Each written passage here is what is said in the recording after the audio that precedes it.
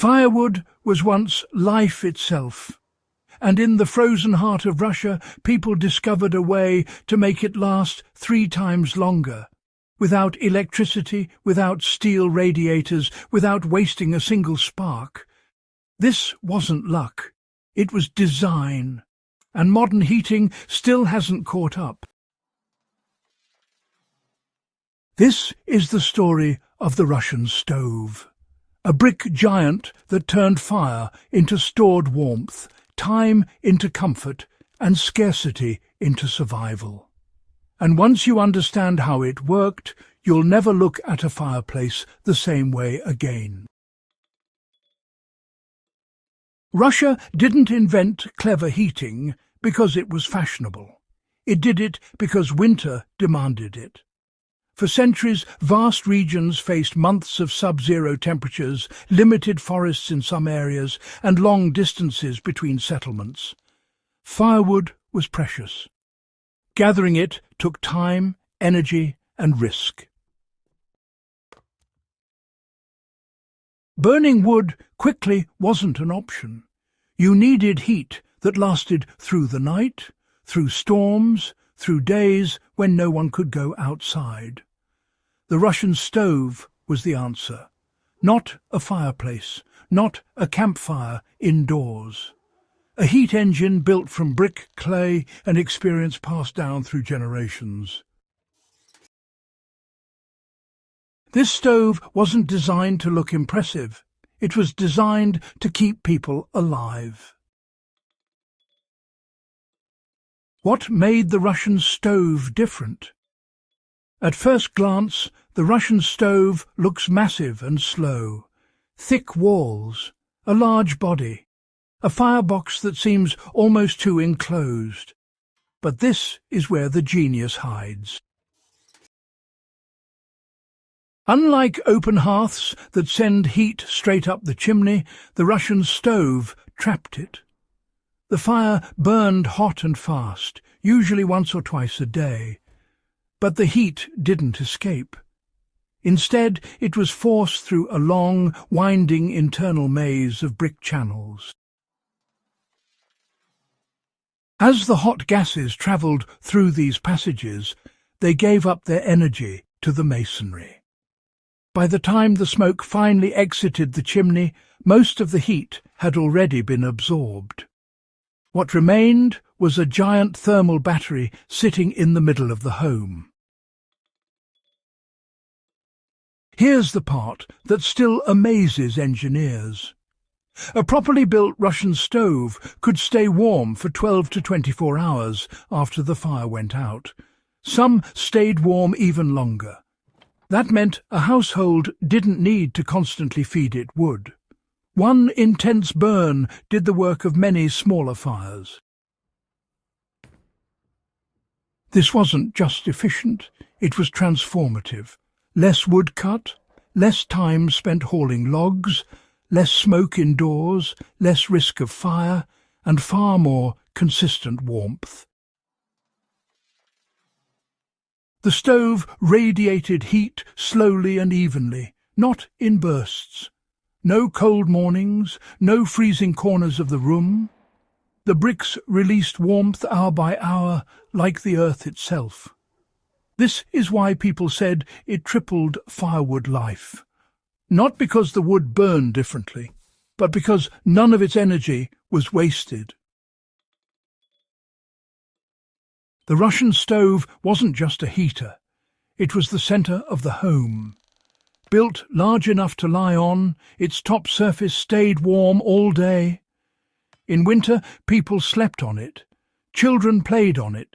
The elderly rested there, soaking heat deep into their bones. Food was cooked inside it. Bread baked slowly in the retained heat. Soups simmered long after the fire was gone. Clothes dried against its sides. Herbs were cured in its warmth. Every calorie of wood did multiple jobs. Now, this is where things get clever. Because the stove stayed warm without open flames, It reduced indoor smoke and sparks. That meant safer homes, cleaner air, and fewer fires. In wooden villages, this mattered more than comfort. It meant survival. Modern systems heat air. The Russian stove heated mass. That difference changes everything. Air heats quickly and cools quickly. Turn off the system and the warmth disappears. Brick and stone hold heat. They release it slowly, steadily, silently. Even today, masonry heaters based on the Russian stove design are among the most efficient wood-burning systems ever created. Some reach efficiency levels that early industrial age furnaces never achieved. And they do it without fans, electricity, or complex parts. No moving components to break. No fuel pumps. No reliance on grids. Just fire, stone, and time.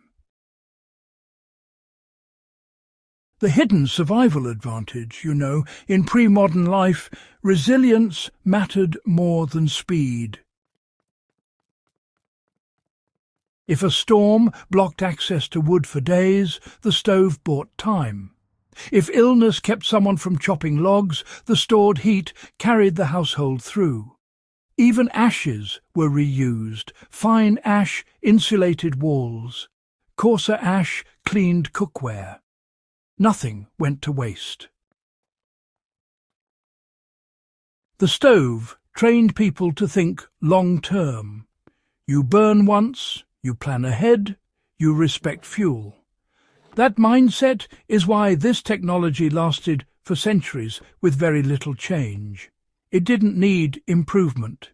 It was already optimized for reality. Efficiency before electricity. Why this knowledge was almost lost. As coal, gas and electricity spread, the Russian stove was labelled old-fashioned, too big, too slow, too heavy. Modern life favoured instant heat and compact systems. But something was lost in that transition. The understanding of thermal mass. The patience to design for endurance instead of convenience. The idea that warmth could be stored like food.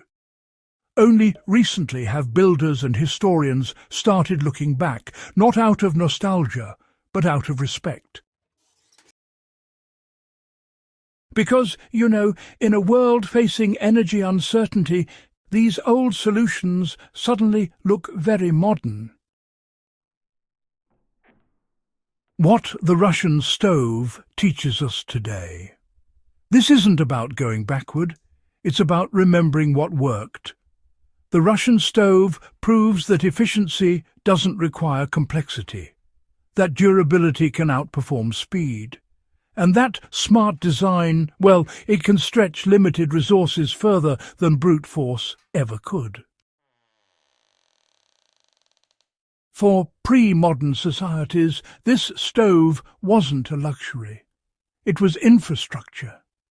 And for anyone interested in historical survival, it stands as one of the clearest examples of humans adapting intelligently to extreme environments, not by fighting nature, but by working with it. There's something humbling about a technology that doesn't shout. No roaring flames, no glowing coils, just steady warmth, hour after hour, doing its job. The Russian stove didn't promise comfort.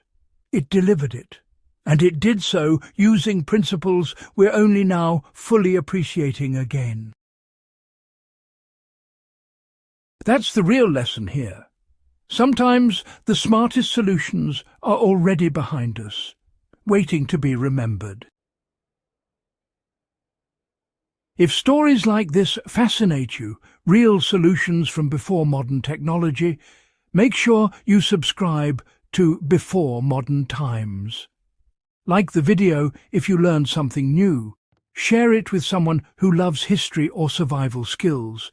And stay with us as we uncover more forgotten knowledge that once kept entire civilizations alive.